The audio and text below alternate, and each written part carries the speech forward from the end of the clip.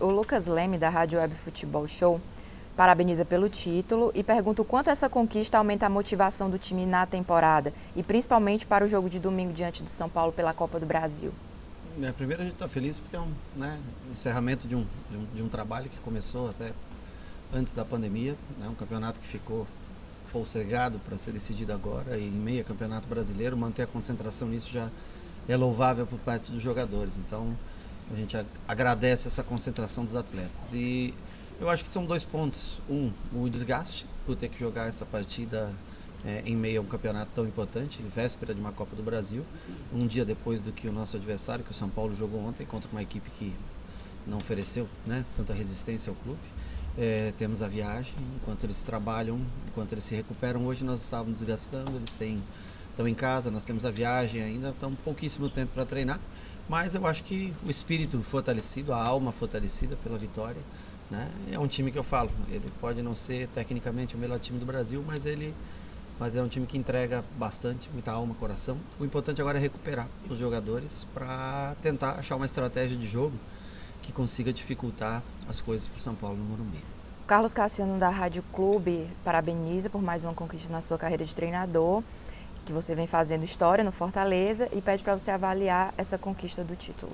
Olha, o campeonato fica meio dividido, lógico, mas em 3 etapas praticamente, porque a fase classificatória, depois a semifinal e agora, separadamente a final. Mas falando um pouco desses 2 jogos, foram 2 jogos bem parelhos, bem disputados.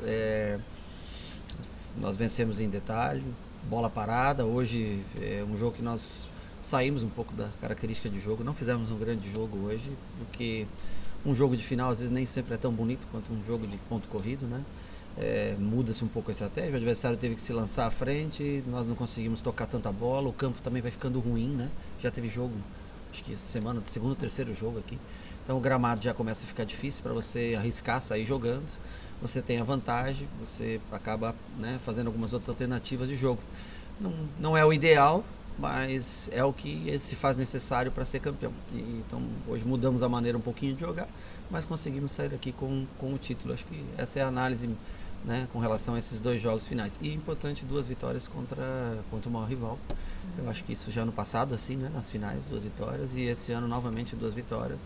Eu acho que o torcedor fica feliz, vai dormir contente. Os que dormem, os que conseguem, vão dormir contente. O Jorge Bruno, do portal Show de Esporte, parabeniza pelo título e fala que foi uma partida decidida nos detalhes. E gostaria que você destacasse quais foram os fatores predominantes para que a sua equipe saísse hoje com o título. Eu acho que nós nos postamos bem na parte de bola aérea, que é o que o Ceará mais explora, até no final do jogo, tentando com o Rodrigão, que fazia tempo que não jogava. Eles já têm Charles, Fabinho, o Thiago e o Luiz Otávio, todos jogadores muito bons do jogo aéreo. Então eles tentaram, no começo do jogo, a marcação-pressão, claro, e depois da uma parte dos 30 a 35 minutos do primeiro tempo em diante, aí muita bola aérea, e aí onde Roger e Paulão, mais os laterais que fecham bem esse tipo de jogada, ajudaram bastante, mais David, Felipe nas marcações individuais, trabalharam bem nesse sentido, e ainda tivemos a felicidade no contra-ataque, num lance um pouco estranho, mas conseguimos fazer o gol que dali em diante deu mais tranquilidade pra gente. Benê Lima, da Rádio Metropolitana, fala o seguinte: Rogério, o jogo de hoje, com todas as nuances táticas que vimos, dá para dizer, num tom meio autocrítico, que ele revelou um Ceni menos idealista e mais pragmático? Ou talvez idealista, porque quando você deseja alguma coisa de fato, quando você luta por um ideal, e o ideal de hoje era o título, você é idealista. Eu queria muito ser campeão e eu encontrei essa maneira hoje de tentar vencer. Então acho que nós sabíamos que ia ser um jogo mais fora do nosso padrão, vamos dizer assim, mas nós tentamos ser objetivos, tentar focar no resultado final, que era o que importava pra gente no dia de hoje. É diferente quando você joga pontos corridos para quando você joga um mata-mata como foi o último jogo e esse jogo agora. O Jorge Telmo, da Voz da Fiel e Tarde Tricolor, parabeniza pelo título e pergunta o que é que significa esse título na tua carreira, você que é o segundo treinador a comandar o Fortaleza mais vezes hoje na história. Eu fico feliz, títulos são para sempre. Eu falo que jogos acontecem toda semana, né? Nós estamos aqui há quase 3 anos e nós estamos tendo a oportunidade de ganhar o 4º título, né? Você vê o quanto você tem que trabalhar para chegar a uma final. E quando você chega a uma final, nós disputamos praticamente em jogos de mata-mata, 4 finais, vencemos 3, né?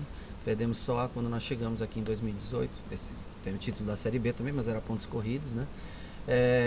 Então, assim, o título ele fica eternizado, né? Times campeões são eternizados, né? Às vezes você pergunta um time, até mesmo do São Paulo, que jogou em determinado ano que não ganhou nada, você começa a esquecer jogadores, né? Mas aquele time campeão, né? O time de 2018 campeão da Série B, o time campeão do ano passado cearense, o time campeão da Copa do Nordeste, forma inédita. Isso o torcedor, eu tenho certeza que lembra, porque ele olha para a parede e vê o quadro lá. Nós conseguimos mais uma vez colocar um quadro na parede, na casa de cada torcedor, lá no Piscina, no nosso refeitório lá, mais uma conquista que a gente teve nesses quase 3 anos de clube. Para finalizar, o Aloysio Lima fala que você hoje utilizou um esquema de jogo mais precavido, apesar de no primeiro tempo a equipe do Ceará ter pressionado. Mas mesmo assim você conseguiu o bicampeonato, foi isso mesmo? Nós utilizamos uma formação muito parecida que utilizamos contra São Paulo e contra Atlético Mineiro. Agora, os jogadores vão cansando, né? Isso é normal.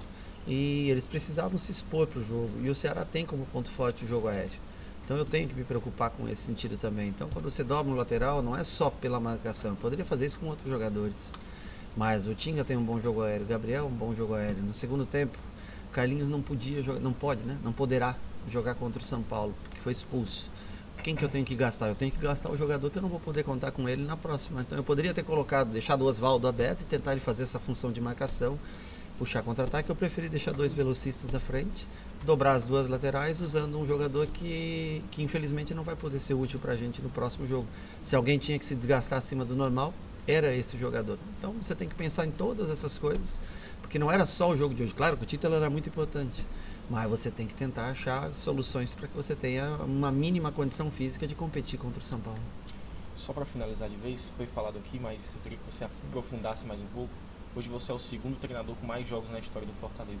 Conseguiu isso um dia especial com um título, mais um título na sua carreira de treinador aqui no Fortaleza. Eu queria que você falasse o quão especial isso é, o quão memorável isso para você. Hoje você é o 2º treinador que tem mais jogos à frente do Fortaleza. Acho que são 150 jogos, 150. Né? Até um número redondo, bonito, né? Num dia especial, sem dúvida nenhuma, numa semana muito especial para todo torcedor do Tricolor de Aço. Para mim é a realização da minha carreira, né? Eu acredito isso muito aos caras que estão dentro de campo. A gente aqui é um instrumento para direcionar ideias, modelo de jogo, mas se não fossem esses caras que constroem tudo aquilo que você idealiza, né? Você não consegue. Para mim muito especial, é um dia muito feliz. Hoje eu pude ver novamente Tinga. Para mim, né? Tinga é o maior ídolo da...